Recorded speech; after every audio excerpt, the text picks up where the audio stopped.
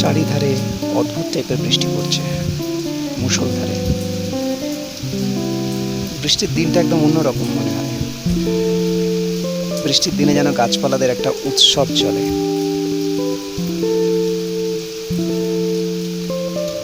অনেকটা গাছপালাদের এই উৎসব দেখে মনে পড়ে ছোটবেলায় যখন গ্রামের মধ্যে একটা মাঠে বিভিন্ন এলাকার বিভিন্ন জায়গা থেকে সব ছেলেপেলেরা খালি গায়ে কাদার মধ্যে ফুটবল খেলার জন্য জড়ো হয়। সেখানে কোনো টুর্নামেন্ট চলে না, একটা ফ্রেন্ডলি ম্যাচ, কিন্তু সেই যে হুল্লোড়, সেই হুল্লোড়টা কিন্তু বোঝা যায় বৃষ্টির সময় গাছপালাদের থেকে। আজকে তাদের সেই ফুটবল ম্যাচ বা ফুটবল টুর্নামেন্ট চলছে।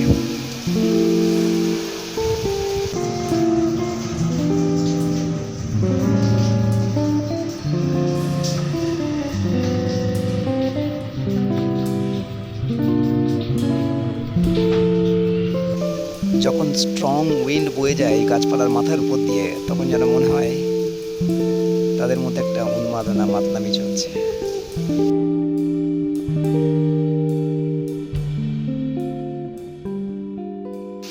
প্রতিটি গাছ, প্রতিটি ফুল যেন চেয়ে রয়েছে আনন্দে, হাসছে। প্রতিটি পাতাগুলো যেন হাসছে।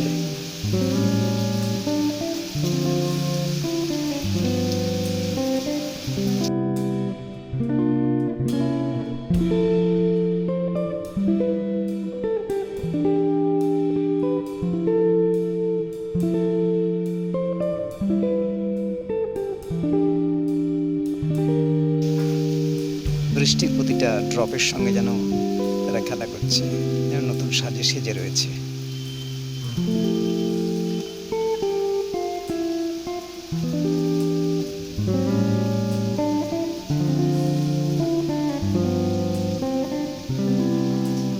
আহা, পাতাগুলো একটা ফুলের মতো হয়ে রয়েছে।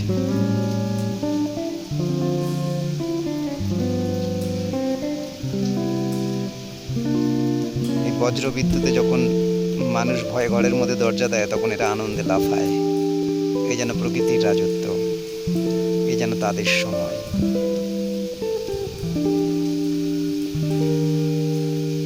সবুজের নতুন শাড়ি পরে যেন এরা নেমেছে মাঠে, হোলি খেলবে বলে। ফুলের রঙের হোলি, সবুজের হোলি, লালের হোলি, কালোর হোলি, 7 রঙের হোলি, রামধনুর হোলি।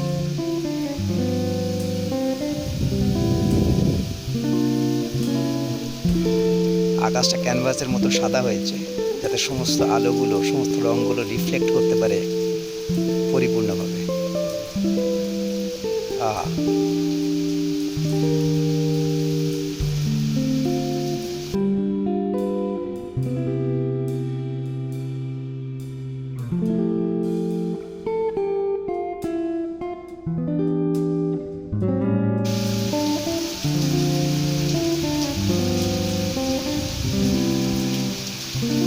এই জন্যই হয়তো কবিরা বর্ষাকালে বিভিন্ন কবিতা লিখতেন। সবচেয়ে বেশি কবিতার সংখ্যা বর্ষাকালই লেখা, এই জন্যই মনে হয়। এমনি সময়টা এমন, বাইরে খুব একটা কাজকর্মে বেরোনো যায় না, ভিতরের সময়টা বড় অলস থাকে। প্রকৃতি একমাত্র কার্যকর থাকে, প্রকৃতি একমাত্র খেলা করে, তারাই অ্যাক্টিভ থাকে।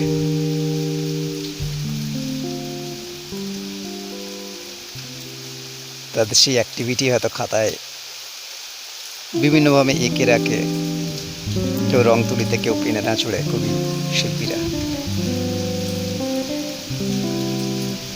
লক্ষ্য করো প্রতিটি ড্রপ যেভাবে গাছগুলোর পাতার উপর পড়ছে, পাতাগুলোর উন্মাদনা দেখো, যেন প্রত্যেকে মাতাল হয়ে গেছে আনন্দে। অনেকদিন অপেক্ষা করছিল ঠিক এই বৃষ্টিটার জন্য, এই আনন্দটার জন্য। আজ সবাই বিভিন্ন জায়গা থেকে আত্মীয় পরিজন নিয়ে, তাদের ফ্রেন্ড বর্গদের নিয়ে সব যেন একসাথে হয়েছে আনন্দ করার জন্য, মজা করার জন্য। বহুদিনের পরিচিতের সাথে দেখা, বহুদিনের বন্ধুর সাথে দেখা, বিদেশ বিভুঁইয়ে থাকে, তারা সব একসাথে হয়েছে আজ এই প্রাকৃতিক উৎসবের দিনে। প্রত্যেকের সাথে যেন কানাকানি করে কথা বলছে না।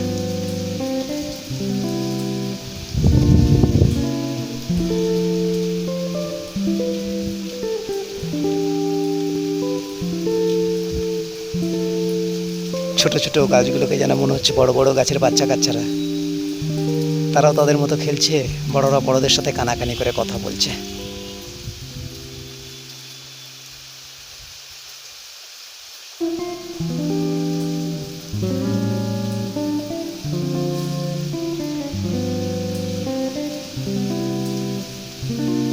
এই গাছগুলোকে শেষ করে আমরা বড় বড় বাড়ি তৈরি করি,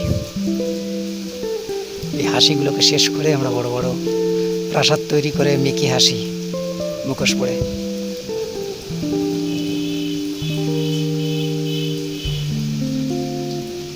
আজও আমরা দেখতে পাচ্ছি খানিক, দুদিন পর ভবিষ্যৎ প্রজন্ম আর এটা দেখতে পাবে কিনা সন্দেহ।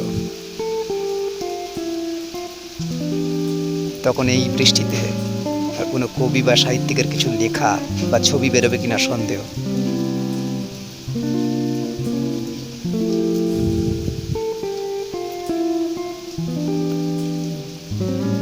আকাশও বা এতটা সাদা হয়ে তাদেরকে উজ্জ্বল কিরণ বিকিরণ করার জন্য এতটা সহযোগিতা করবে কিনা সন্দেহ। আহা, সবচেয়ে উঁচু গুরুজন ব্যক্তি দাঁড়িয়ে রয়েছেন সবার উপরে। তারা দুজন হয়তো দুজনের সাথে বহুদিন পর দেখা সাক্ষাৎ হয়েছে। ছোটবেলায় তাদের সাথে হয়তো অনেক সম্পর্ক ছিল, অনেক স্মৃতি ছিল। আজ তারা দাঁড়িয়ে আবার সেই স্মৃতির রোমন্থন করছে।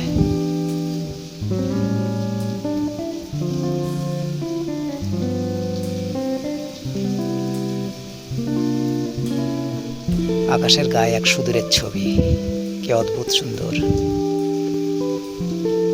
কি অপূর্ব। এই মনের যে কোন কোনায় গিয়ে ধাক্কা মারে,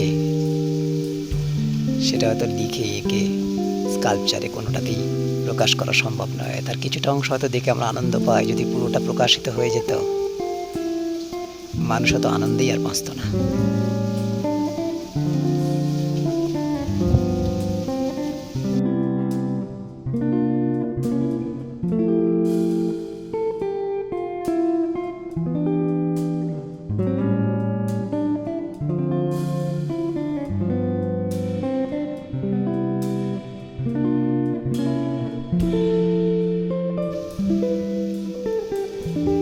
পরিষ্কার